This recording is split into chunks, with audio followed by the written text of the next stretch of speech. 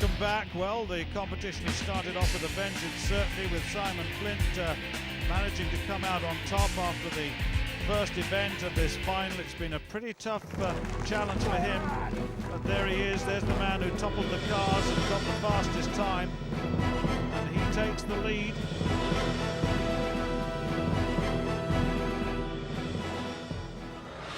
It's event 2 now. It's the brick deadlift. What about this one, Gary? Yeah, this is quite simple, just like a normal deadlift. Bricks are put into a crate, the crate's on a chain, the chain is on a bar, the lifter has to just stand up straight and hold it till the referee gives his down signal. The weight will go up by a brick at a time until the person who can lift the most wins. Well, let me update you a little bit on this. The first 8 competitors, all 8 competitors in fact, lifted 252 kilograms, which is the deadlift total, and now this is the first attempt at 276. The increase is 24 kilograms. Lewis McLean is the first to go through. There it is, there are the bricks, and this is a deadlift. This is for the power lifters, really, and McLean lifted that quite comfortably, so he's successful.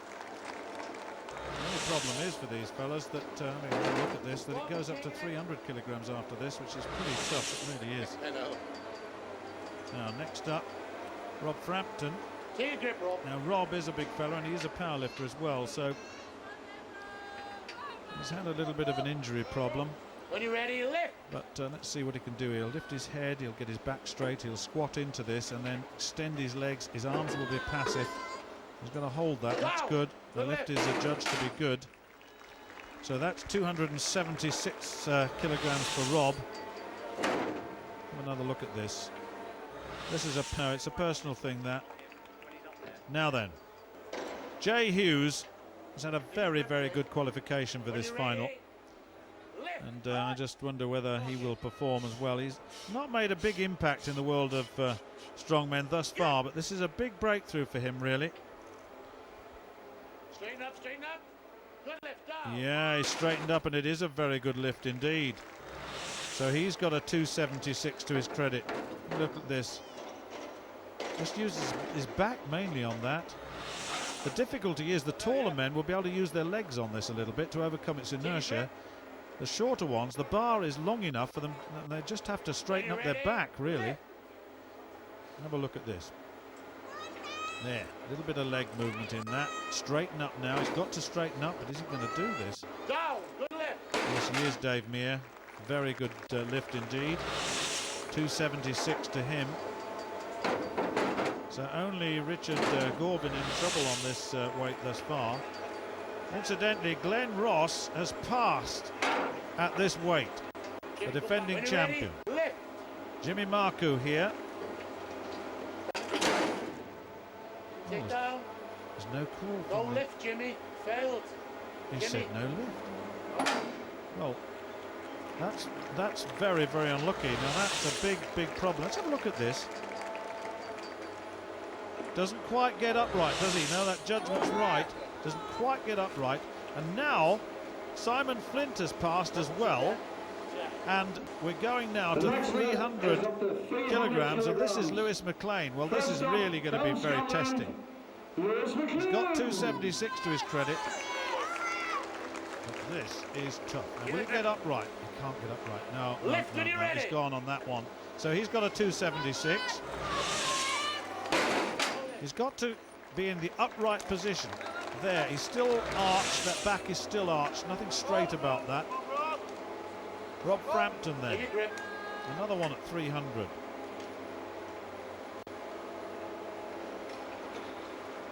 In no time. Rob, what can you do here? He's got his 276. 2 successful lifts so far. 252, 276. He's only struggled. No, he said. So he's gone. He's out. 276 for him. And there are going to be a lot of tied places in this second discipline. There really are. Now then, Jay Hughes, what can you do in this? Lift. Man! No, it's not moving, is it? It is not moving. Come on, it's not moving. It's not moving. No. So Jay Hughes fails on that one. So his total is 276. There are going to be a lot of shared points on this one, I reckon. Take a grip, David. Dave Meer, not a big fella. Well, using the alternate grip this time. Gripping very wide on the bar. Look at this. Each to their own. No, he says, no, I can't do that either. So 300 kilograms really beating them all.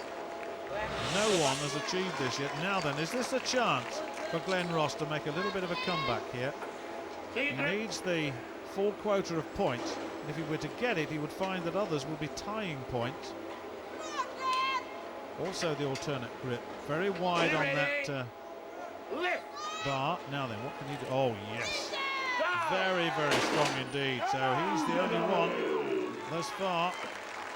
Glenn Ross at 300 kilograms. That is not going to be beaten. Simon Flint surely passed at 276. But this is a big, big ask. It really is. He won the first event. Ooh, he's not bad. He's got it moving. He's got it moving. Can he straighten up? He can't straighten up. And that's it. He's gone. He passed at 276, and that may well have been an error, really. He probably felt he could do 300 a day. But there it is. Glenn Ross, 8 points, and the rest sharing. Look at that. 4 on 5.5, and then the rest on 2s. So overall then, Glenn Ross moves into the lead, 14 points. Dave Meer, 10.5. Simon Flint, 10 in third. Well, it's on to the stone and anchor now. What about this one, Gary? It looks a little bit interesting, this one. Yeah, this is a very difficult one. The athlete has to lift up a big stone, run 15 metres with it put onto a barrel, then run back down the course, pick hold of a handle of a 360 kilo anchor and drag it back 15 metres. This is a test of endurance like nothing else. Fastest man wins. Well, this is all in pairs. Rich Gorvin on the near side, then Lewis McLean along with him. So there'll be a competitive element in this, of course, against each other as well as against the clock. They've got to get this stone, carry it 100 and or carry it 15 metres, put it on the barrel, and then they've got to drag the anchor right the way back. They've got to get back to the start line, then drag that anchor. Now that is a pretty tough anchor. That's a very big anchor indeed. And this is the difficult part of it. And we've now got, there's not much movement at all, really, is there? Lewis McLean is going quite nicely here. But Rich Gorvin is struggling a bit, and it's gone down again. It's a very, very heavy chain and anchor this.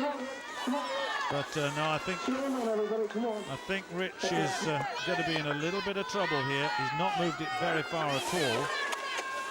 And Lewis McLean, this is against the clock, of course.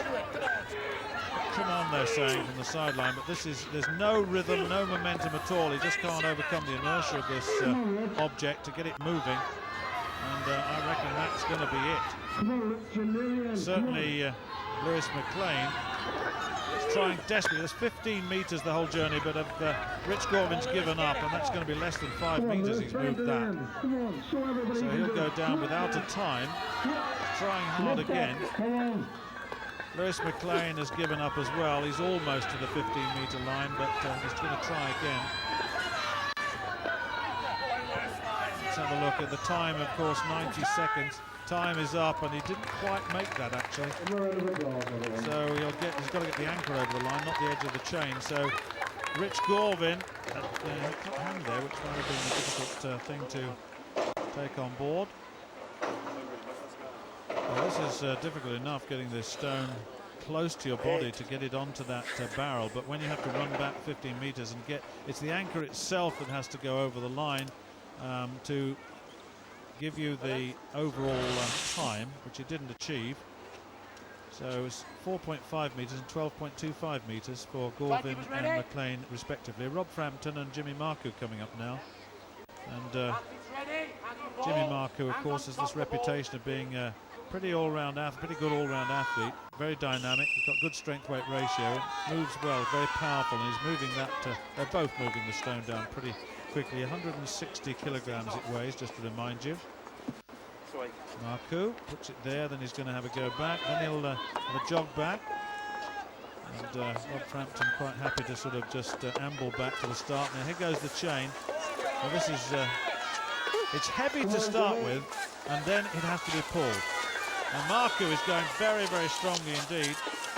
And this is not a bad effort indeed, although Frampton looking under pressure.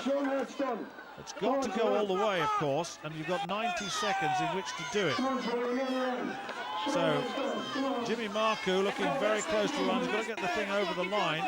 He's over the line, so is the chain, but he's got to get the anchor, and there it is. I think they've, it's a home and drive for Jimmy Maru. He'll make that just outside 51 seconds. 51.07 given now, but Rob Frampton is struggling. He just cannot get this moving at all. There's 15 metres to go. That's the total distance. He's probably about 3/4 of the way there, but looking very, very tired indeed. Come on, get up! I think he's had enough. Or will he try again? He's going to try again. It's very, very tough. There's a lot of stress in that body now. You can see he's trying desperately to recover. So it's time. He's timed out. The distance, whilst we look at this slow motion of Jimmy Maru, did pretty well to get he's the first one to get through the whole course at 51.07. And Rob Frampton, 9.6 metres he achieved. So Jay Hughes and Simon Flint then coming up next. Timekeepers ready? Jay Hughes has been pretty tough. He got through the first qualifying pool quite comfortably, heading that. And Flint looking good and strong too. Stay on. That's it. Go. Let's have a look now and see what happens now. Flint and Hughes, these two. Now then, what can Hughes do? Flint is moving that pretty quickly, isn't he? And so is Hughes on the far side. Hughes is really starting to move as well. This is Flint, but Hughes is going very, very strongly. Here's Hughes. Well, he's got it moving, look. He's really got it moving quickly. He's ahead. Get it over, get it over, get it over. There's time. The time is, oh yes, well done indeed to Jay Hughes, and that beats Simon Flint. A very, very good performance. 36.51 to 42.43. So they're the two leaders at the moment, or rather in first and second. Look at this. That's the way to execute. Makes it look a little bit lighter than some of the others, but that's a terrific performance. Great stress on the quads there.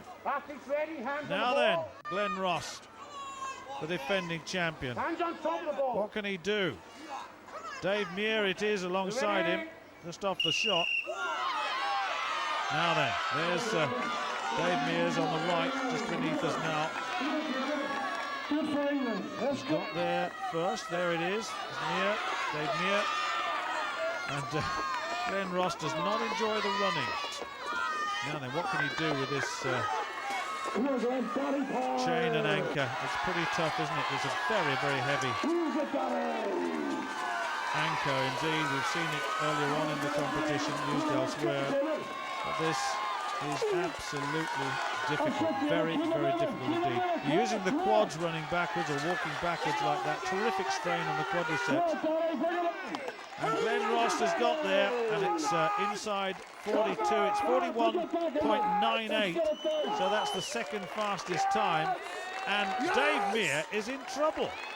Dave, surprisingly, cannot move this much at all. He's hardly got it going from the start line. He really hasn't.